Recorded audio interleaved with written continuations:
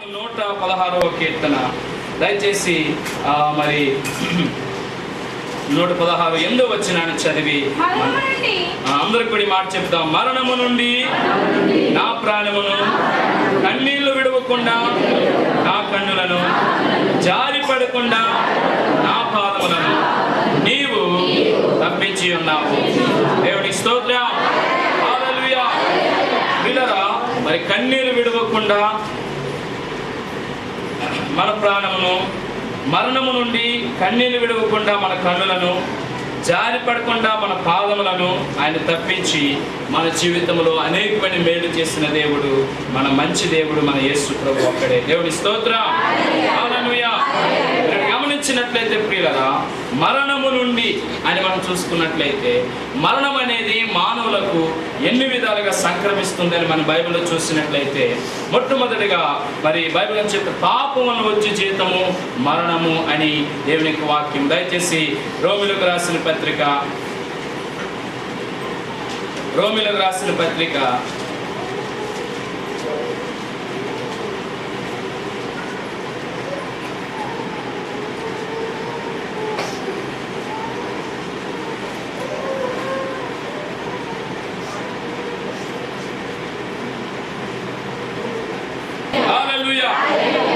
పాపం వల్ల వచ్చే జీతము మరణము అని దేవుని యొక్క వాక్యం చెప్తూ ఉంది. అందుకోసమే దేవుని యొక్క వాక్యంలో మనం చూసుకున్నట్లయితే ఏ భేదము లేదు, మనందరము కూడా పాపం చేసిన వారము. దేవుని స్తోత్రం. హల్లెలూయా. జాతి భేదము లేదు, మత భేదము లేదు, దేశ భేదము లేదు, విద్యా భేదము లేదు, మరి అలాగే దేశ భేదము లేదు. అందరము కూడా జన్మ అనగా మనం పుట్టుకతోనే పాపులముగా, కర్మ అనగా భూమి మీద జీవించిన మొదలుకొని పంచేంద్రముతో జరిగించిన ప్రతి కర్మ పాపముల చేత మానవులము మనము పాపముల చేత మరణానికి గురవుతున్నప్పుడు యేసు ప్రభు దేవుడు లోకమును ఎంతో ప్రేమించాను. దేవుని స్తోత్రం. హల్లెలూయా. పాపము ఎంత భయంకరమైన శాపమో ఆ భక్తుడు పాట ద్వారా చాలా వివరంగా తెలియజేస్తున్నాడు. పా అనగా పాము. ప్రియులారా, పాము పగబట్టే గుణం ఉంది. అలాగే బైబిల్ చెప్తుంది, పిమ్మట పాము వలె, కట్ల పాము వలె నీ పాపం ఏం చేస్తాడా, నిన్ను కరచును అని దేవుని యొక్క వాక్యం చెప్తుంది. దేవుని స్తోత్రం. అంతేకాదు, పామును పగబడుతుంది, పాము కాటు వేస్తుంది. పాము నమ్మిన వారికి ఎప్పుడైనా సరే ప్రమాదమే, కానీ ప్రభువును నమ్మిన వారికి పరలోక రాజ్యము, రక్షణ, నిత్యరాజ్యం దేవుడిస్తాడు. దేవుని స్తోత్రం. పడవను నమ్మిన వారు కూడా అంతే, ప్రమాదములో ముంచేస్తుంది. పడవను నమ్మిన వారు ఎప్పుడైనా సరే, అలాగే పాపాన్ని ఎవరైతే నమ్ముతారో అది ప్రమాదం అని, అది ఎప్పుడైనా సరే మనిషిని నీ పాపము నిన్ను పట్టుకొను అని వాక్య ప్రకారముగా నాశనం చేస్తుంది. అనగా ముళ్ళుగా మనం చూస్తున్నాం. మరి ప్రియులరా, ఆ యొక్క ఈత ముళ్ళు మనకు వచ్చినప్పుడు శరీరం అంతా కూడా అది విషంగా మారి ప్రవహిస్తుంది. అలాగే ఆ యొక్క ముళ్ళ పొదలో చిక్కేవారు ముందుకు వెళ్ళలేరు. అంత భయంకరమైనటువంటి పాపములో, పాప మరణములో అయ్యో నేను అంతటి దౌర్భాగ్యుడను, ఇట్టి మరణమునకు లోనగు శరీరము నుండి నన్ను ఎవడు విడిపించును అని మానవుడు బాధపడుతున్న సమయంలో దేవుడు లోకమును ఎంతో ప్రేమించాను. దేవుని స్తోత్రం. తన అద్వితీయ కుమారునిగా పుట్టిన వాడిని విశ్వాసం ప్రతి వాడు నశింపక నిత్య జీవం పొందినట్లుగా యేసుక్రీస్తు యోహాను సువార్త 3:16 ప్రకారముగా ఆయన ఈ లోకానికి వచ్చి ఉన్నాడు. దేవుని స్తోత్రం. హల్లెలూయా. హల్లెలూయా. యేసు అనగా రక్షకుడు. ఆయన తన ప్రజలను వారి పాపములను విడిపించడానికి మత్తయి సువార్త 1:21 ప్రకారముగా ఈ లోకానికి వచ్చినట్లుగా మనం చూస్తున్నాం. అంతేకాదు ప్రియరా, పాపులను రక్షించుటకు యేసుక్రీస్తు ఈ లోకమునకు వచ్చెను అని మనము ప్రియ తిమోతి రాసిన మొదటి పత్రిక 1:15 ప్రకారముగా మనం గమనించి ఈ సత్యాన్ని మనం తెలుసుకున్న వారమై ఉన్నాం. దేవుని స్తోత్రం. హల్లెలూయా. హల్లెలూయా. పాపం వచ్చినటువంటి ఆ మరణము నుండి యేసుక్రీస్తు మనల్ని రక్షించడానికి, విడిపించడానికి, తప్పించడానికి ఆయన ఈ లోకానికి వచ్చి ఆయన మన కోసం ఆయన శిలువ ప్రేమను చూపించాడు. దేవుని స్తోత్రం. హల్లెలూయా. హల్లెలూయా. ఒక తల్లి ఆ యొక్క ఒక కుమార్తె ఎలాగైతే తన ప్రేమ బంధముల చేత రోజుకి కనీసం ఒక 100 కిసెస్ అనగా 100 ముద్దులు పెట్టుకొని ఒకరినొకరు ప్రేమించుకుంటూ అనురాగముతో సంతోషిస్తున్న సమయంలో ఆ యొక్క కుమార్తెకు బాగోలేనప్పుడు నిజంగా భయంకరమైన టీబీ అటాక్ అయినప్పుడు ఆ హాస్పిటల్లో ఆ తల్లి ఆ బిడ్డను జాయిన్ చేసినప్పుడు డాక్టర్లు ఏం చెప్పారంటే, పిల్లరా ఇదిగో నీ కుమార్తెకు నువ్వు దగ్గరగా ఉండకూడదు, ఆమె తినే కంచములో నువ్వు భోజనం చేయకూడదు, ఆమె ప్రక్కన నువ్వు పడుకోకూడదు, ఆమె ఊసే ఉమ్ము ద్వారా, ఆమె మరి తినే ఆహారం పల్లెముల ద్వారా అనేకమైన క్రిములు ఆ వ్యాధి నీకు సంక్రమించకుండా ఉండాలంటే నువ్వు ఆమెకు ఎంత దూరంగా ఉంటే నీకు అంత మంచిదని చెప్పినప్పుడు ప్రియులారా రోజుకు 100 ముద్దులు పెట్టి ఎంతో సంతోషిస్తున్న ఆ బిడ్డలకు ఆ కీడు వచ్చినప్పుడు ఆ తల్లి తన హృదయంలో బాధపడుతూ ఆ బిడ్డ అంటుంది, మమ్మీ నాకు రోజుకు 100 ముద్దులు పెట్టి సంతోషపరిచిన నీవు, నేను కూడా 100 ముద్దులు పెట్టి నీకు సంతోషపరిచేదాన్ని, కానీ ఈ వారం 10 రోజుల నుండి నాకు ఎందుకో నువ్వు దూరంగా ఉంటున్నావు అని చెప్పినప్పటికీ పిల్లరా ఆ తల్లి ఆ యొక్క బిడ్డ కోరికని చనిపోయినా పర్వాలేదు, కానీ ఆ వ్యాధి నాకు వచ్చినా పర్వాలేదు, నా తల్లితో నేను కూడా నా బిడ్డతో నేను చనిపోయినా పర్లేదు, కానీ నా కన్న బిడ్డ కోరిక నేను తీర్చాలనుకున్నటువంటి ఆ బిడ్డ కుమార్తెకున్నటువంటి జబ్బు ఆమెలో వ్యాపించినప్పటికీ ఆమె మరణించి కూడా తల్లి తన కుమార్తె కోరిక నెరవేర్చి తన ప్రేమ వెలువరించింది. దేవుని స్తోత్రం. మీరు సత్యంగా గమనించాలి, ఆ తల్లి ఆ పిల్లలైతే ఒకరినొకరు ముద్దులతో ప్రేమించుకునే బిడ్డలు, కానీ మనమైతే ఎప్పుడు కూడా దేవుని మనం ప్రేమించలేదు. ఇంకెప్పుడు కూడా యేసు ప్రభువుని మనం ఏం చేస్తాం? యేసు ప్రభు మనకు దేవుడిని కాదని నిందించాం, యేసు ప్రభువుని మనం దూషించాం, అంతేకాదు యేసు ప్రభు పంచి గాయాలు మనం గాయపరిచాం, యేసు ప్రభు ఒకటితో 40 కొడాదెబ్బలు కొట్టాం, యేసు ప్రభు ముఖం మీద ఉమ్ములు పూసాం, యేసు ప్రభువుని మనం సిలువేశాం, అయినప్పటికీ యేసయ్య మనల్ని ప్రేమించాడు. దేవుని స్తోత్రం. ఆ కుమార్తె ఆ తల్లిని ప్రేమించినప్పుడు ఆ తల్లి కుమార్తెను ప్రేమించడం పెద్ద విచిత్రమేమి కాదు, కానీ మనం యేసయ్యని ప్రేమించినప్పటికీ, యేసు ప్రభు మనం దూరంగా ఉంటున్నప్పటికీ, యేసు ప్రభు మనం వెలివేసినప్పటికీ, యేసు ప్రభు మనం ఉమ్ము ఊసినప్పటికీ, యేసు ప్రభు ముఖం ఆయన తల ముళ్ళకిరీటం పెట్టినప్పటికీ, ఆయన కాలు చేతిలో మేకులు కొట్టినప్పటికీ, ఆయనను ద్వేషించినప్పటికీ యేసయ్య మనల్ని ప్రేమించడమే ఆశ్చర్యమైన క్రీస్తు ప్రేమ. దేవునికి స్తోత్రం. హల్లెలూయా, హల్లెలూయా. సత్యంగా గమనించండి, ఆ తల్లి ఆ బిడ్డకు ముద్దు పెట్టినప్పుడు తనకు మరణం వస్తుంది తెలిసినప్పటికీ తెగించి త్యాగముతో తన ప్రాణం పెట్టి ఆ యొక్క కుమార్తె కోరిక నెరవేర్చింది. దేవుని స్తోత్రం. అలాగే ప్రియులారా యేసు ఈ లోకానికి వచ్చినప్పుడు యేసు ప్రభుకి ఎలాంటి శ్రమలు వస్తాయో ముందుగానే తెలుసు. యేసు ప్రభుని సిలువేస్తారని, యేసు ప్రభు కొడాలతో కొడతారని, యేసు ప్రభుని పంచగాయాల్లో ఆయనకు గాయపరుస్తారని, ఆయన ఉమ్ము ఊస్తారని, ఆయన అనేక తలలో ముళ్ళకిరీటం పెడతారని, అనేక బాధలు వస్తాయని తెలిసినప్పటికీ మనల్ని ప్రేమించిన యేసయ్య మన కోసం తన్ను తాను అప్పగించుకొని ఆయన మన అతిక్రమణ కొరకు మన పాప భారం తాను మోసి మనల్ని రక్షించడం కోసం యేసయ్య ఆశ్చర్యమైన శిలువ ప్రేమ ద్వారా ఈ గొప్ప రక్షణ మార్గాన్ని మనకి ఇచ్చినందుకు ఎత్తి చేస్తాం చెబుదా.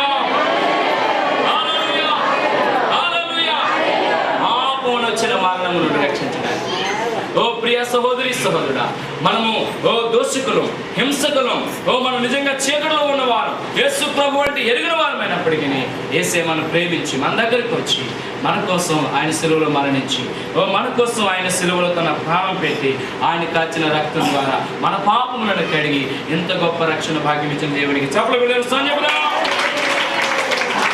అలాగే మీరు గమనించినట్లయితే రెండవదిగా యేసు ప్రభు మరణము నుండి మన యొక్క ఆయన ఏ విధంగా తప్పించారు? పాప మరణం నుండి ఒకటి, రెండవదిగా ఆయన వ్యాధి మరణం నుండి కూడా దేవుడు మనం తప్పించున్నాడు. దేవుని స్తోత్రం.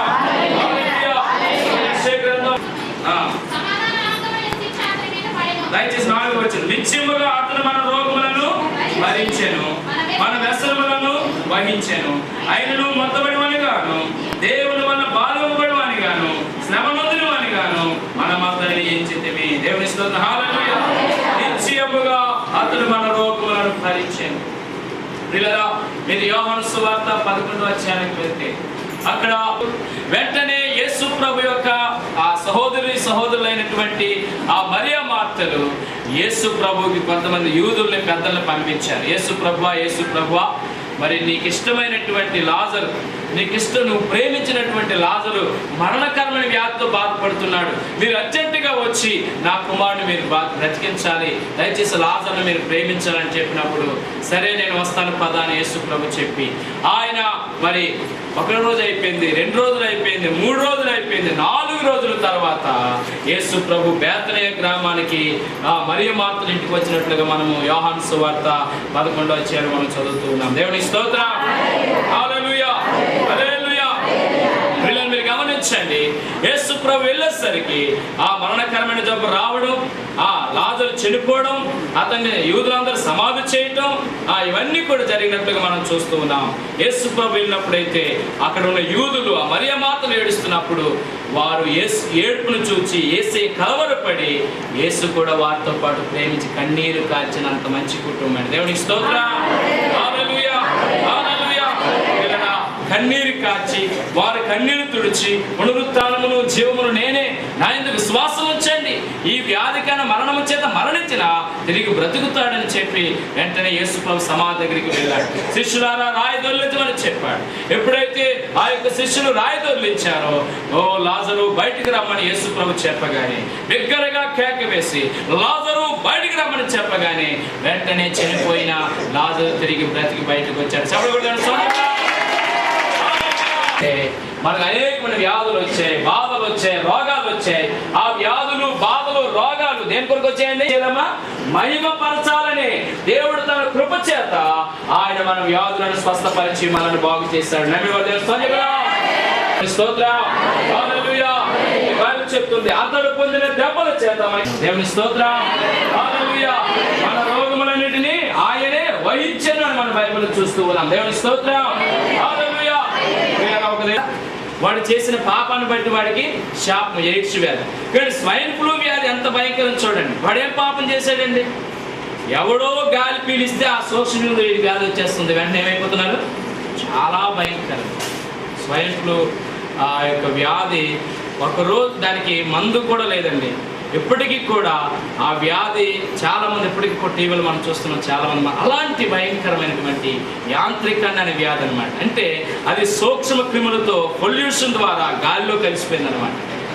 ఆ వ్యాధి వచ్చిన వారు మొదటి రోజు దగ్గు, జలుబు, జ్వరంగా రావడం, రెండో రోజు జ్వరంగా మారిపోవడం, మూడో రోజు మరణమే తప్ప దానికి మందు కూడా డాక్టర్లు కనుగొనలేని రోజులవి. దేవుని స్తోత్రం.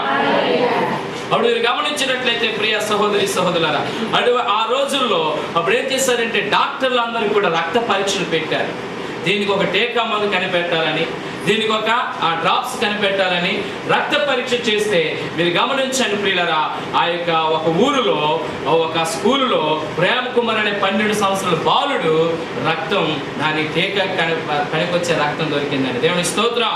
అంటే ఆ బ్లడ్ గ్రూప్ టీకా కనిపెట్టడానికి పనికొచ్చిందని డాక్టర్లు కనుగొన్నారు, శాస్త్రవేత్తలు కనుగొన్నారు. కనుగొన్న వెంటనే ఆ నాన్నగారిని పిలిచారు. అయ్యా, చూస్తున్నారు కదా, ఈ యొక్క భయంకరమైన యాంత్రిక వ్యాధి చేత అనేక మంది వేలాది వందలాది ప్రజలు చనిపోతున్నారు.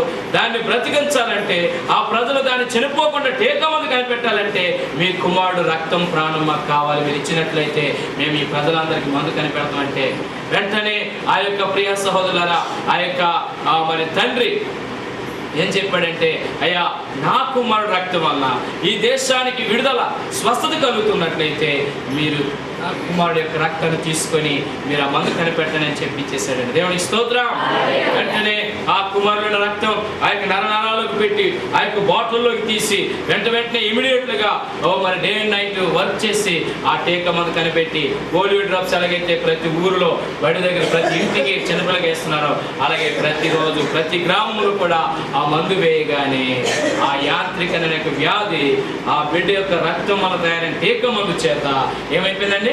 బాగుపడిపోయింది. చెప్పండి.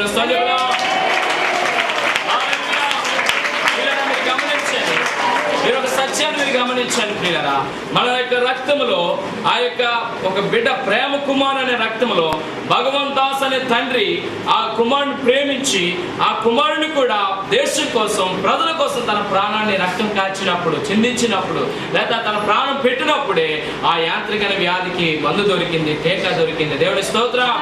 ఆ టీకా వేయించుకోవడం వల్ల ఆ యాంత్రిక భయంకర మరణకరమైన వ్యాధి ఏమైపోయిందండి? బాగుపడిపోయింది. దేవుని స్తోత్రం. హల్లెలూయా. ఉదయకాల సమయం ఉంది ప్రియులారా. అయితే మీరు గమనించండి, ఆ పిల్లవాడిని ఇచ్చినటువంటి తండ్రికి నోబెల్ బహుమతి ఇవ్వాలని ఈ మంచి పని చేసిన డాక్టర్లందరూ కూడా పేపర్లో ఒక యాడ్ ఇచ్చారు. ఈ తండ్రి తన కుమారుని ప్రేమించి ఈ దేశం కోసం తన కుమారుని ఇచ్చేశాడు, తన ప్రాణాన్ని ఇచ్చాడు కనుక ఇతనికి నోబెల్ బహుమతి ఇద్దాం అని చెప్పి ఆ ఒక పెద్ద గ్రౌండ్లో మీటింగ్ పెడితే సీఎం పిఎం అందరూ రావాల్సి ఉంటే మరి నిజంగా చెప్పాలంటే ప్రియులారా, ఆ రోజు ఆ దేశంలో ప్రజలందరూ కూడా వెళ్ళి అతను ఎంతో సన్మానించారు. కానీ ఆ రోజు సన్మాన సభలో అవార్డు ఇవ్వడానికి వచ్చినటువంటి ఆ యొక్క ముఖ్యమంత్రి ప్రధానమంత్రి రావడం కొంచెం ఆలస్యమైతే కొంతమంది మాత్రం వెళ్ళారు. ఆ కొంచెం ఆలస్యం అందరూ కూడా వెళ్ళిపోయారు. అప్పుడు వెంటనే ఆ డాక్టర్లు, అక్కడ ఉన్నటువంటి ఆ యొక్క రాజకీయ నాయకులు, అక్కడ ఉన్నటువంటి ఆ యొక్క ముఖ్యమంత్రులు, ప్రధానమంత్రులు కూడా చాలా బాధపడినట్లుగా మనం చూస్తున్నాం. దేవుడి స్తోత్రం. మరి ముఖ్యంగా అయ్యో తన కుమారుడినే ప్రాణం పణంగా ఇచ్చి ఆ దేశాన్ని ఆ వ్యాధుల్ని కాపాడినటువంటి ఆ తండ్రి ఏడ్చినట్లుగా మనం చూస్తున్నాం. దేవుడి స్తోత్రం. ఇక్కడ ఒక సత్యాన్ని గమనించాలి ప్రియులారా, ఆ కుమారుడు ఒక మనిషి రక్తమే, ఒక జన్మ కర్మ పాపం ఉన్నటువంటి ఆ మనిషి రక్తమే ఆ యాంత్రిక వ్యాధిని బాగు చేయగల శక్తి ఉంటే మరి జన్మ కర్మ పాపము లేని యేసయ్య రక్తంలో ఎంత శక్తి ఉందండి. దేవుని స్తోత్రం. మచ్చ, డాగు, ముడత, కలంకము ఏది లేని పరిశుద్ధమైన నిర్దోషమైన రక్తములో మనకు స్వస్థత లేదా, టీకా లేదా, ఆరోగ్యం లేదా, ఆ మరణకరమైన వ్యాధి నుండి ఆయన అంటాడు నిశ్చయముగా అతడు మన రోగములను భరించి ఆయన తన ప్రాణాన్ని మన కోసం పెట్టాడు. యేసు క్రీస్తు సిలువలో పొందిన దెబ్బల చేత మనకు స్వస్థతనిచ్చాడు. దేవుని స్తోత్రం. హల్లెలూయా, హల్లెలూయా. ఓమని అయితే ఆ కుమారుడు యొక్క తండ్రిని సన్మానించినప్పుడు ఎలాగైతే ఆ దేశం ప్రజలు గౌరవించలేదు, ప్రేమించలేదు, నిర్లక్ష్యం చేస్తారు, విడిచిపెట్టేస్తారు, అలాగే ఈనాడు కూడా ఏ యేసు ప్రభు అయితే మన రోగాల కొరకు ఈ లోకానికి వచ్చి మన రోగాలు భరించాడో, ఏ యేసు ప్రభు సిలువలో మన కోసం ఆయన దెబ్బలు పొంది స్వస్థపరిచాడు, ఏ యేసు ప్రభు అయితే ఆఖరి బట్టి వరకు రక్తాన్ని చెందించి మనకు స్వస్థతనిచ్చాడు, ఆ యేసు ప్రభును మరిచిపోయి ఈనాడు ప్రభు దగ్గరికి ప్రజలు రాలేకపోతున్నారు. అదే బహు విచారకరం. దేవునికి స్తోత్రం. హల్లెలూయా, హల్లెలూయా. ప్రజలకు అద్భుతాలైతే కావాలి, స్వస్థతలైతే కావాలి, దేవుని మహిమ అయితే కావాలి, కానీ దేవుని మాత్రం తమ హృదయంలో చేర్చుకోవటం లేదు, ఆత్మతో సత్యముతో ఆరాధించడం లేదు, యేసు ప్రభువు నోటితో రక్షణ పొందటం లేదు, ఆయన నామమున రక్షణ మోక్షరాజ్యం పొందుకోలేకపోతున్నారు. కాబట్టి ఉదయకాల సమయమందు దేవుని మందిరంలో దేవుని సన్నిధిలో ప్రియులారా, ఓ మరి నిజంగా ఆ యొక్క అతడు పొందిన దెబ్బల చేత మనకు స్వస్థనిచ్చిన దేవునికి నిజంగా స్వామి చెబుదాం. హల్లెలూయా, హల్లెలూయా. యెరూషలేములో ఈనాటికి కూడా ప్రభు సైన్స్ ల్యాబొరేటరీ ఒకటి ఉంది యెరూషలేములో. ఆ సైన్స్ ల్యాబొరేటరీలో ప్రియులారా అనేక మంది దేశ నాయకుల రక్తాలు ఉన్నాయి. దేశం కోసం ప్రాణాలు అర్పించిన దేశ నాయకుల రక్తాలన్నీ కూడా ఆ యొక్క ఫ్రిడ్జ్ లో లేకపోతే ల్యాబొరేటరీలో ఉంచారనమాట. మనం గమనించినట్లయితే కొంతమంది దైవజనులు, యేసన్న గారు పెద్ద పెద్ద దైవజనులు కూడా అక్కడికి వెళ్ళినప్పుడు ఆ యొక్క రక్తాన్ని కప్పులు విప్పి చూశారట. వాటితో పాటు యేసు ప్రభు రక్తాన్ని కూడా యెరూషలేములో ఆ ల్యాబొరేటరీలో వచ్చారండి. దేవుని స్తోత్రం. అందరి రక్తాలు కుళ్ళు కప్పు కొడుతున్నాయి, అందరి రక్తాల్లో కణాలు కుళ్ళిపోయాయి, చచ్చిపోయాయి, కానీ యేసయ్య రక్తం సెంటు వలె సువాసన వస్తుందండి. దేవుని స్తోత్రం. యేసయ్య రక్తం ఈ లోకంలో 2000 ఈ లోకంలో జీవించడానికి రక్తంలో కణాలు ఎలా బ్రతుకున్నాయో నేటికి యేసు క్రీస్తు రక్తంలో కణాలు జీవిస్తలేవనే చెప్పడం.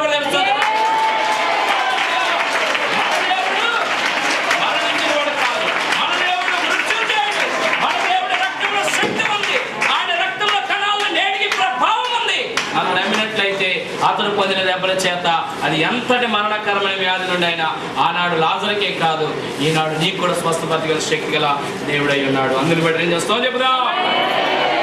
మూడవదిగా ప్రియులారా, పాపం వచ్చిన మరణం నుండి తప్పించడానికి యేసుక్రీస్తు లోకానికి వచ్చాడు. రెండవదిగా వ్యాధి వచ్చిన మరణం నుండి స్వస్థపరచడానికి యేసు సిలువలో ప్రాణం పెట్టి మనం ఆయన స్వస్థపరిచాడు. దేవుని స్తోత్రం.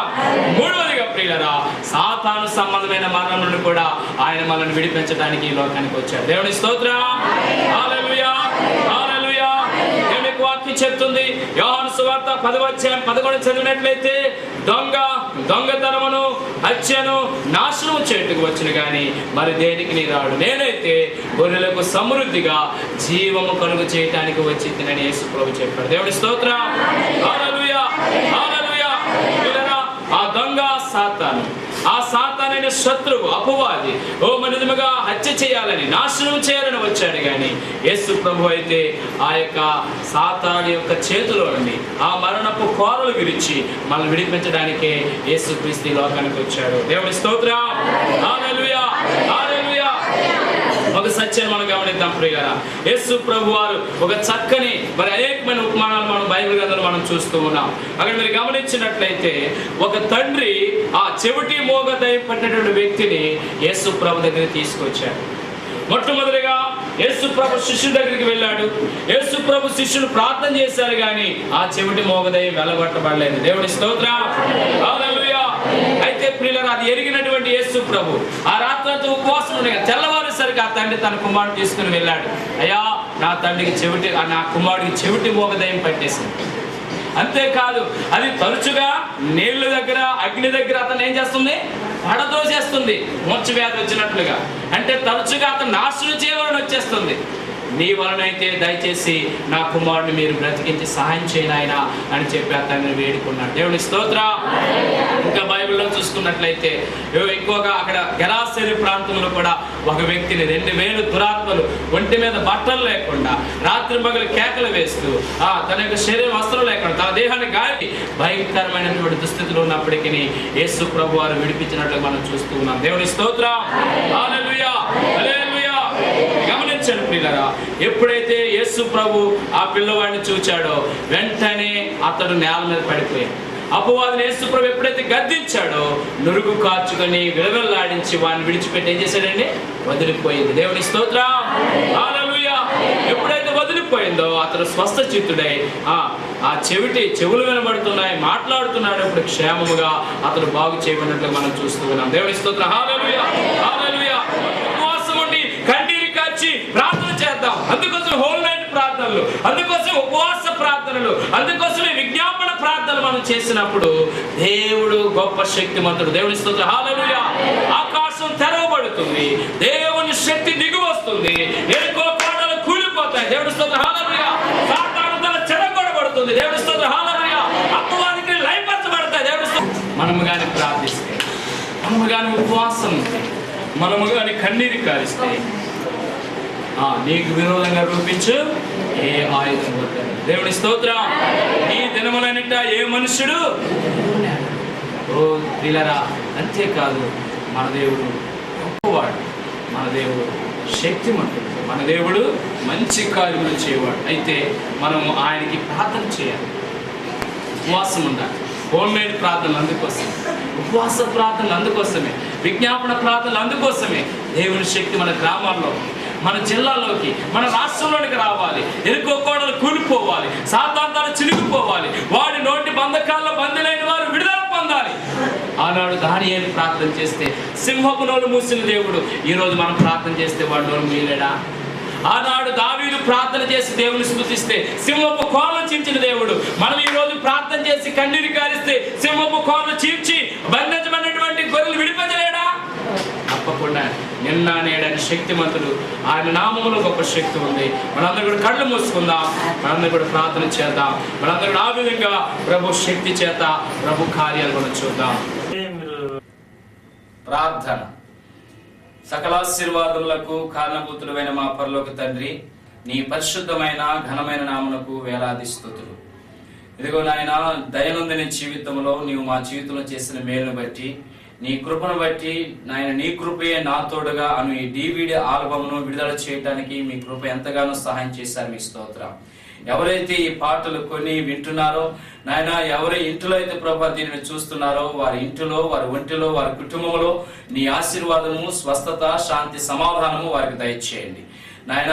ఇలాంటి మేము ఆల్బమ్లు అనేకమైన చేయటానికి నీ కృప, నీ సన్నిధి మాకు దయచేయండి. యేసు పరిశుద్ధ నామమున ఈ ప్రార్థన అడిగి వేడుకొనుచున్నాము తండ్రి. ఆమేన్.